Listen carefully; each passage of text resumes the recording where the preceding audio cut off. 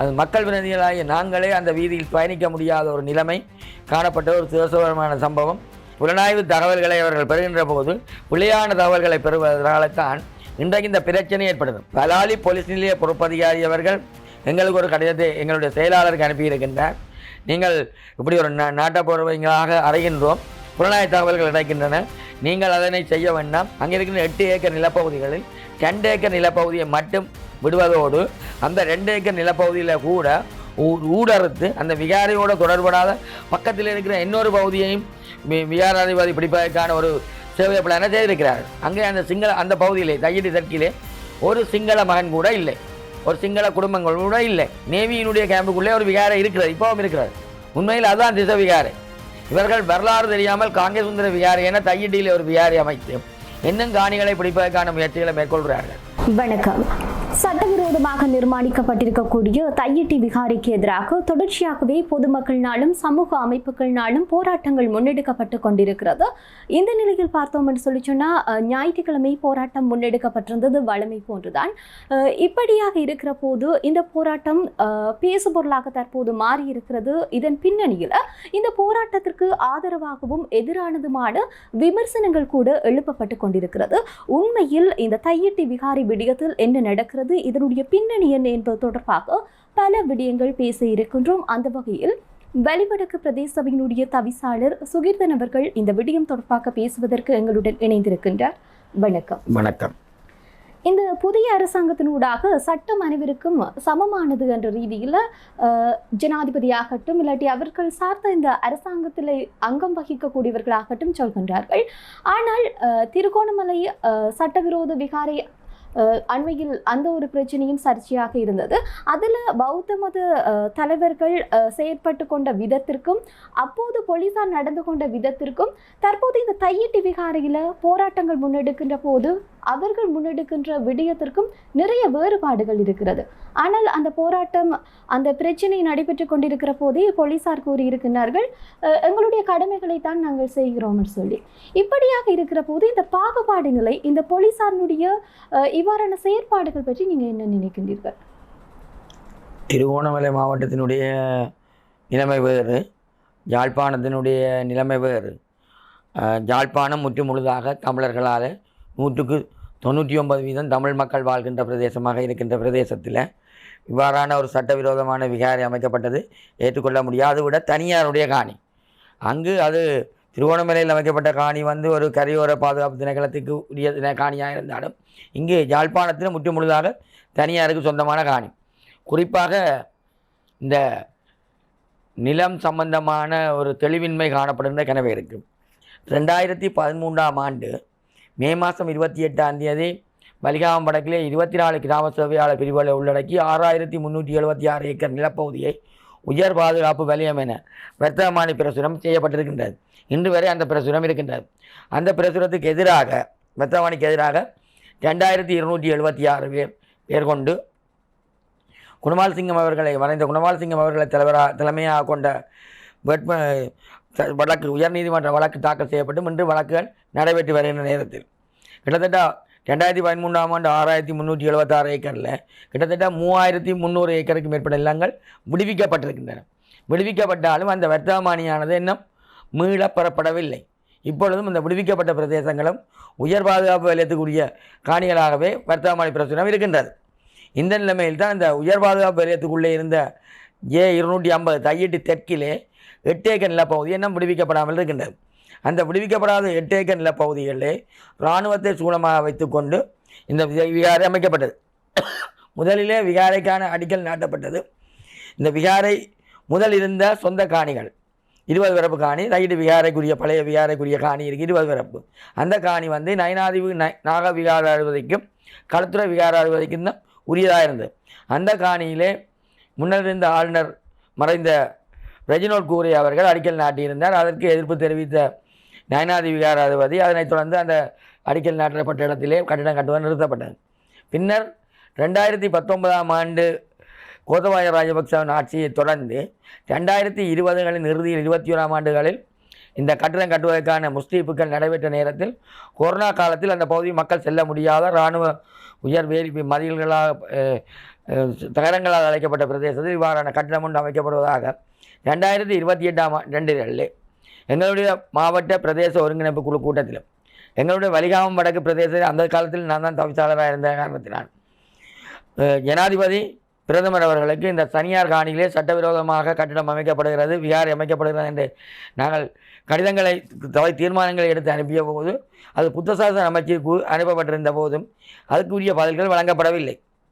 அவ்வாறு நிலை 2023 மார்ச்சில் எங்களுடைய பதவிக்காலம் முடிந்த பின்னர் அந்த செயற்பாடுகள் சபைகளால் நடத்த முடியாமல் இருந்தது. அப்பொழுது அரச உத்தியோகத்தர்கள் அவ்வாறு நடவடிக்கை எடுக்க முடியாத நிலைமையில் இருந்தது. ஆனால் தொடர்ச்சியாக 2023 மார்ச்சுக்கு பின்னர் தமிழ் தேசிய மக்கள் முன்னணி தொடர்ச்சியாக இந்த மக்களுடன் இணைந்து அந்த போராட்டங்களில் தொடர்ச்சியாக ஈடுபட்டு வருகின்றனர்.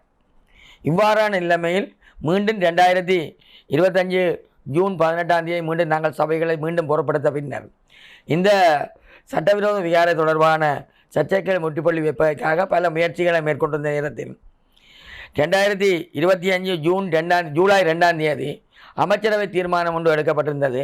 தையிட்டு விகாரை 16 தனிமக்களுக்கு சொந்தமானதும் நயனாதேவி நாகவிகாராவிற்கு சொந்தமாகவும் இருப்ப இந்த பிரச்சனை தொடர்பாக ஒரு தீர்க்கமான முடிவு எடுப்பதற்காக ஒரு அமைச்சரவை கொண்ட குழு அமைக்கப்பட்டு 60 நாட்களுக்குள் இந்த தீர்வுகள் செய்யப்படும் என சொல்லப்பட்டது. ஜூன் 2 குழு அமைக்கப்பட்டிருந்தாலும் தீர்மானங்களுக்கு அமைச்சரவை தீர்மானம் எடுக்கப்பட்டிருந்தாலும் 9ஆம் மாதம் 2 கடந்து 60 நாட்களை கடந்தும் நாங்கள் 10ஆம் மாதத்துக்கு பின்னர் குறிப்பிட்ட காலத்துக்கு பின்னர் நாங்கள் அமைச்சரவை செயலாளருக்கு ஒரு கடிதம் ஒன்றை அனுப்பியிருந்தோம். நீங்கள் வேறு ஒரு தீர்மானம் எடுத்திருந்தீங்க, அது சம்பந்தமாக எந்த நடவடிக்கை எடுக்கப்படவில்லை. அதே நேரத்தில் நாங்கள் சபையால் ஒரு சட்ட நடவடிக்கை செல்ல இருக்கிற தீர்மானம் எடுத்திருந்தோம். உங்களுடைய தீர்மானத்தின் அடிப்படையில் அது நிறுத்தி வைக்கப்பட்டிருக்கிறது. அப்போ அதனுடைய நிலைமை என்னென்னு அவர்கள் புத்தசாசன அமைச்சுக்கு மீண்டும் ஒரு கடிதத்தை அனுப்பிவிட்டு எங்களுக்கு அனுப்பியிருக்கின்றார்கள்.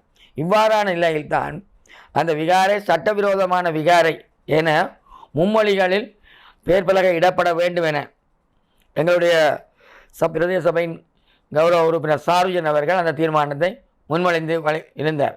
அப்பொழுது ஏகமனதாக அந்த தீர்மானம் நிறைவேற்றப்பட்ட சட்டவிரோதமான விகாரை அவை அதற்கான பெயர் பலகை. நாங்கள் ஒரு சட்டவிரோத கட்டணம் என்றால் அதை எங்கின்ற நிர்வாக மொழி தமிழ் என்றபடியாக நாங்கள் தமிழிலே போடலாம். ஆனால் அங்கே புத்த கோயிலே இருப்பதால் சிங்கள ஏரியாவிலிருந்து மாறவர்களுக்கு அதுக்கு விளங்க வேண்டும் என்ற அடிப்படையில் 3 மொழிகளிலேயும் போட வேண்டும் என்றது விருப்பமாக எங்களுடைய தீர்மானமாக இருந்தது.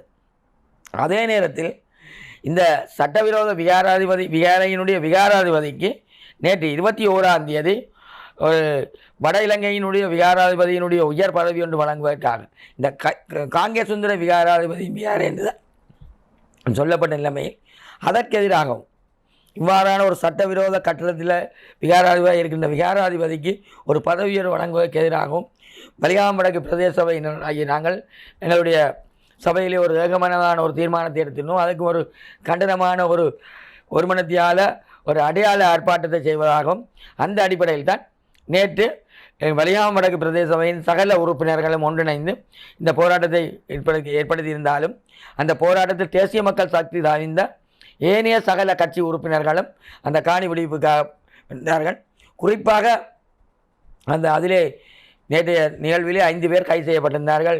எங்களுடைய மதிப்புக்கும் மரியாதைக்கும் உரிய எங்களுடைய சமயக்குறவர் வேலன்சாமி அவர்களும் வலிகாமம் கிழக்கு பிரதேச சபையினுடைய தவிசாளர் நிரோஷ் அவர்களும் எங்களுடைய சபையினுடைய கௌரவ உறுப்பினர் சாருஜன், பிரபாகரன், பிரேம்சலின் என்ற 3 உறுப்பினர்கள். அதில் பிரபாகரனும் பிரேம்சலின் என்றவர்களும் ஐக்கிய மக்கள் சக்தி சஜித் பிரேமதாசன் தலைமையை கொண்ட ஐக்கிய மக்கள் சக்தியின் உறுப்பினர்களாக இருந்தால் அவர்கள் தமிழர்கள் என்ற அடிப்படையில் இதுக்கு எதிரான ஒரு போராட்டத்திலே பங்கு பெற்றி அவர்களும் உண்மையில் இந்த கட்சி பேதமின்றி அனைத்து கட்சிகளும் ஒன்றிணைந்து இந்த போராட்டத்துக்கு எதிராக முன்னெடுத்துக் கொண்டிருக்கிறார்கள்.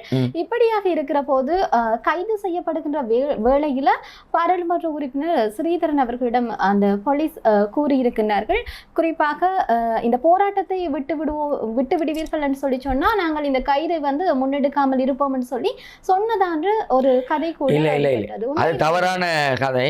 நாங்கள் 9 தொடக்கம் 10 மணி வரை எங்களுடைய போராட்டமாக இருந்தது. இந்த கைதை தொடர்ந்து அந்த போராட்டம் 12 மணி வரை நடைபெற்றிருந்தது. அவர்களை அந்த கைது செய்தவர்களை வெளியில் எடுப்பதற்கான முயற்சிகள் நடந்த போது அவர்கள் இந்த போராட்டத்தை விட்டு ஆக்கள் செல்லாமல் இருந்தால் நாங்கள் தொடர்ச்சியாக இங்கே காவல் நின்றால் எங்களுடைய சட்ட நடவடிக்கைக்கு செல்ல முடியாமல் இருக்கும். ஆகவே உங்களுடைய கை செய்தவர்களை விடுவிப்பதற்கான முயற்சிகளை முடியாமல் இருக்கும் என்பதன் அடிப்படையில் தான் நாங்கள் எங்களுடைய போராட்டத்தை 12 மணிக்கு நிறுத்திவிட்டு பலாலி போலீஸ் நிலையம் 2வது பலாலி போலீஸ் நிலையத்துக்குள்ள வரவழியால் அங்கு சென்று எங்களுடைய எங்களுடைய கேசவன் சயந்தன் அவர்கள் மற்ற மயூரன் அவர்கள் சட்டத்தரணிகளாக அங்கே பங்கு பெற்று நீதிமன்றம் வரை சென்று அங்கே நீதிமன்றத்திலே தீர்ப்பின் அடிப்படையில் ஜனவரி 26ஆம் தேதி அந்த வழக்கு பிணைகள் வழங்கப்பட்டு விடுவிக்கப்பட்டிருந்தது. உண்மையிலே அந்த தங்களுடைய அந்த சொந்த நிலங்களில் இப்படியாக தாங்கள் அந்த வீதிகளூடாகவே போக முடியாத ஒரு சூழ்நிலை தான் ஏற்படுத்தப்பட்டிருந்தது. காவல்துறையினர் அங்கே குவிக்கப்பட்டிருந்தார்கள். இப்படியாக ஒரு சர்ச்சையை ஏற்படுத்தும் விதமாகத்தான் அவர்களுடைய செயற்பாடுகளும் இருந்திருக்கிறது. நாங்கள் நின்ற இப்போ வீதி அம்மன் வீதி. ஆனால் எங்களுடைய இந்த திசவிகாரைக்கு போகிற பாதை சாந்தா வீதி, அது பிரதேச சபைக்குரிய வீதி. 2 பேரை புறமணிக்கப்படாமையே காணப்படுகிறது. ஏனென்றால் அது செல்ல முடியாத நிலைமை காணப்படுகிறது. அதேவேளை இராணுவ இந்த விகாரைக்கு உள்ளேயும் பவானி வீதி என்ற ஒரு வீதி 2 பக்கம் முடக்கப்பட்ட நிலைமை காணப்படும் நிலைமை தான் காணப்படுகிறது. இவ்வாறான நிலைமை அது மக்கள் பிரதிநிதிகளாகிய நாங்களே அந்த வீதியில் பயணிக்க முடியாத ஒரு நிலைமை காணப்பட்ட ஒரு சுதர்சனமான சம்பவம். உண்மையில் காவல்துறையினர் அதை விளங்கி இருக்க வேண்டும். அது மக்கள் பாவிக்கின்ற இடங்கள் அவர்கள் மேலவே ஒரு நீதிமன்ற தீர்ப்பை பெற்றிருந்தார்கள். 29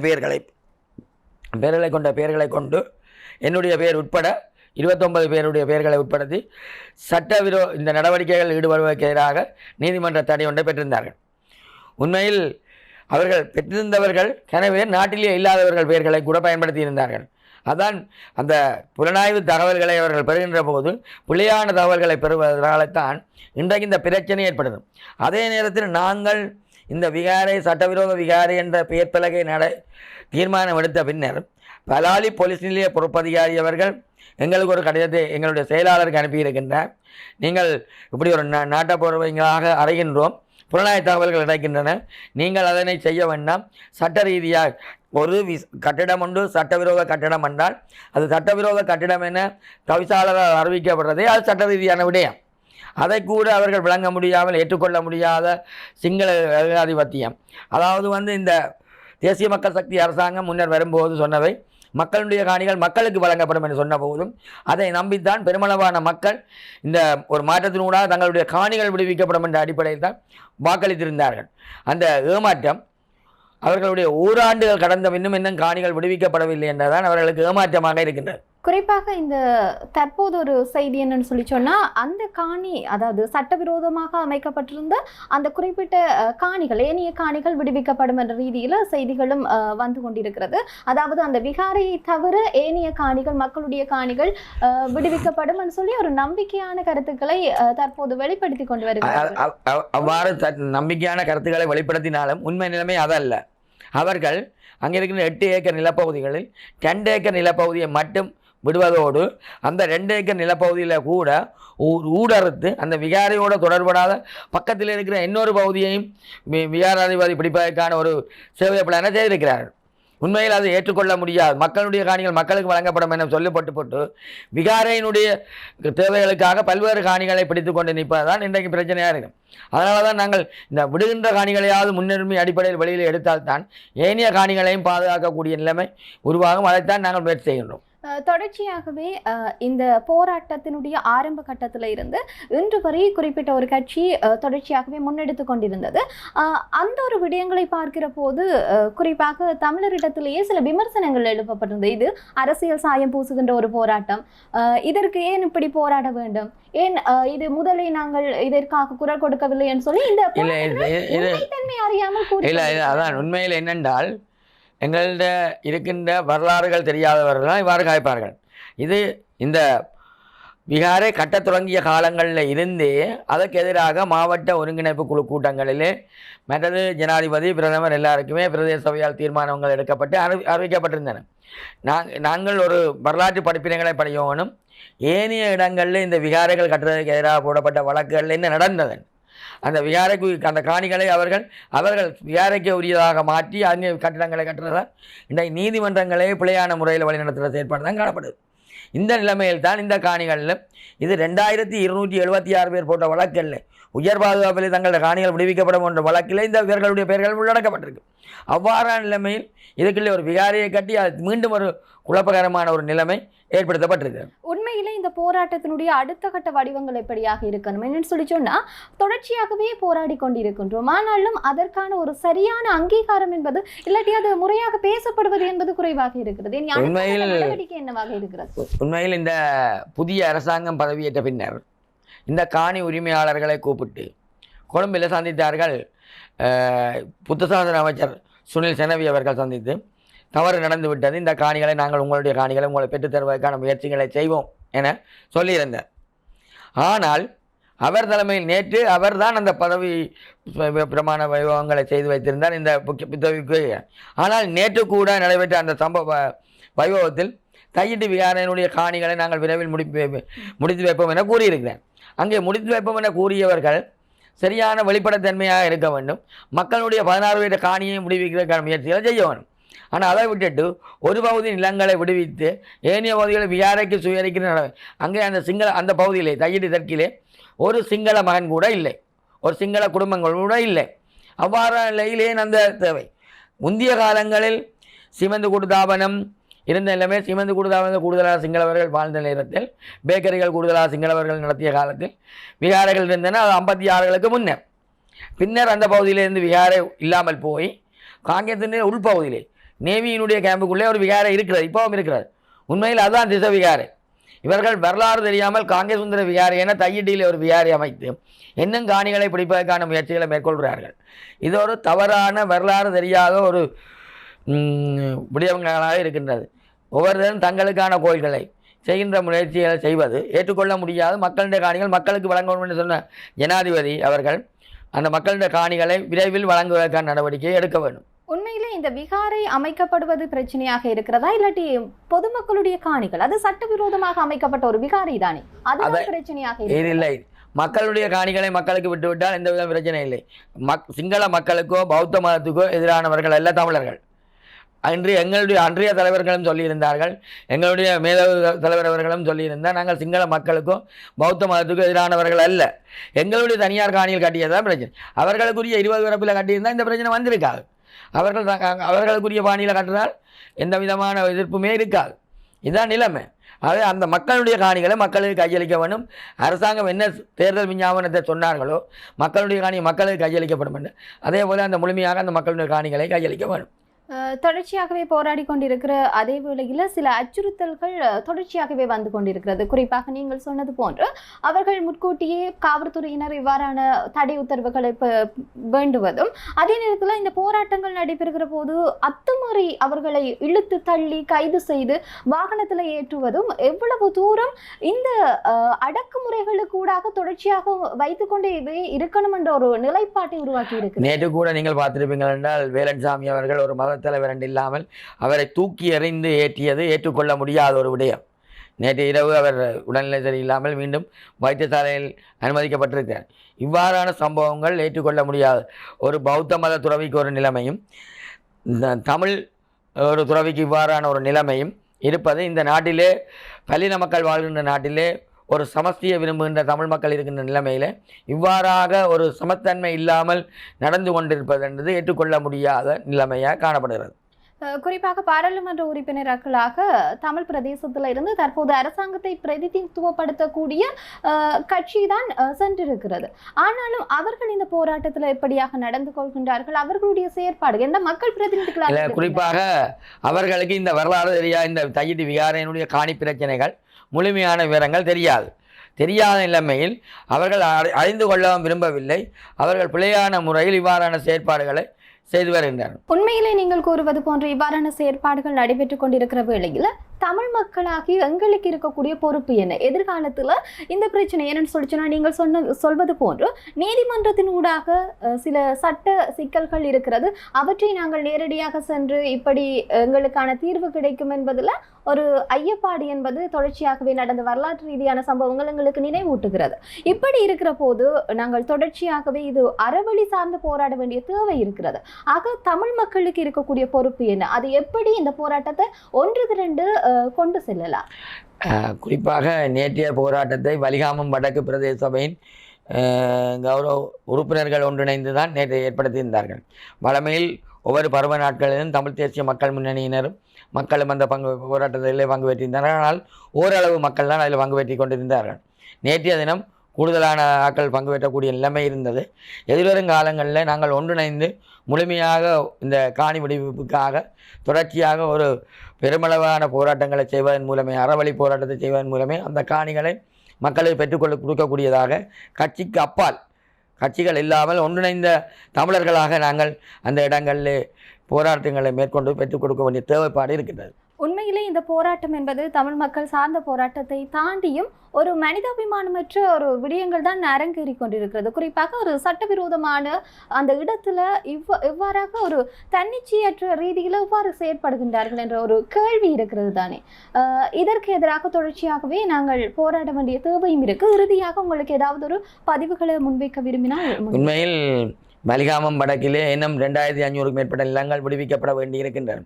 இவ்வாறான நிலையில் இந்த விகாரை மட்டுமல்ல, சட்டவிரோதமாக இப்பொழுது வசாவளானில் எங்களுக்கு புதிய பிரச்சனை ஏற்பட்டிருக்கின்றது.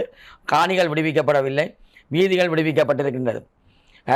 தேர்தல் பிரச்சாரங்களுக்காக அந்த பலாளி வீதி விடுவிக்கப்பட்டிருந்தாலும் அந்த வீதியினுடைய அருகாமையில் வசாவளான் சந்திக்கு முன்னாலே தனியார் காணிகளில் இன்றைக்கு ஒரு இராணுவ வைத்தியசாலை கட்டப்பட்டு கொண்டு வருகின்ற நிலைமையில் நாங்கள் அதற்கு எதிராக இராணுவ தளபதிக்கு கடிதம் அனுப்பியிருந்தோம். இராணுவம் யாழ்ப்பாண மாவட்ட கட்டளை தளபதிக்கு தனியார் காணியில் இவ்வாறு கட்டடம் உடனடியாக நிறுத்துமாறு.